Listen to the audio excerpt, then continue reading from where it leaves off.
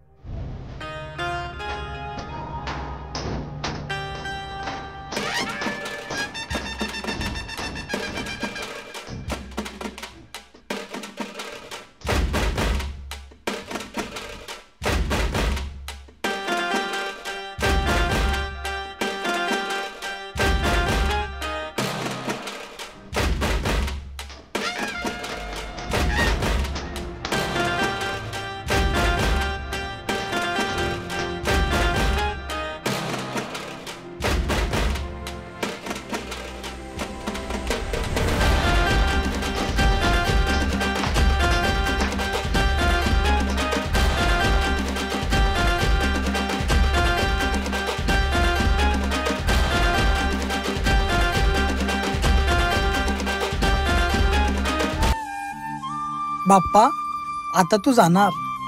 नको ना जाऊ प्लीज, तुझी खूप आठवण येईल। नको ना जाऊ बाप्पा।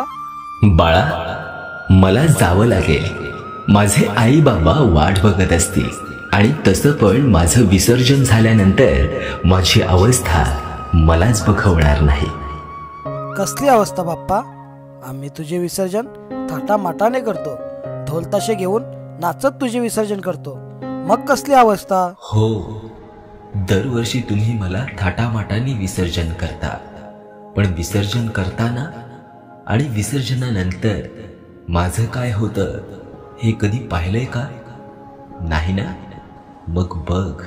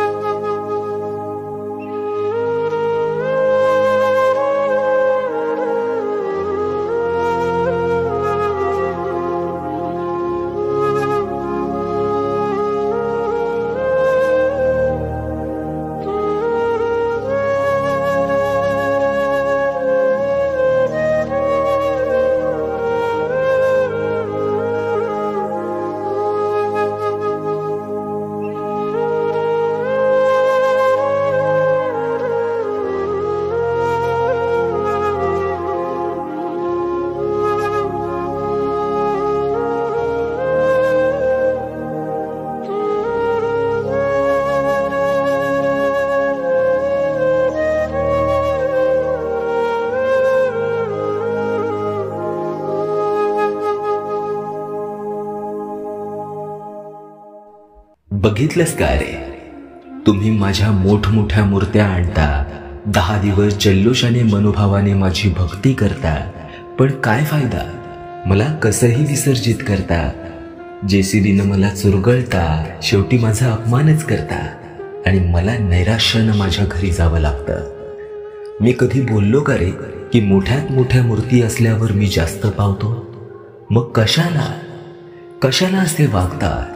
प्लास्टर ऑफ पॅरिसने बनवलेली मूर्ती पर्यावरण दूषित करते, त्यापेक्षा साध्या मातीची लहान मूर्ती घेऊन नीट विसर्जन करू शकता तुम्ही। स्वतःला मोठं दाखवण्यासाठी माझ्या मोठमोठ्या मूर्त्या बसवता, राजकीय पक्षाचा प्रचार करण्यासाठी जागोजागी मला बसवता आणि नंतर एकदा का तुमचं स्वार्थ साध्य झालं की मला कसंही कुठेही विसर्जित करता।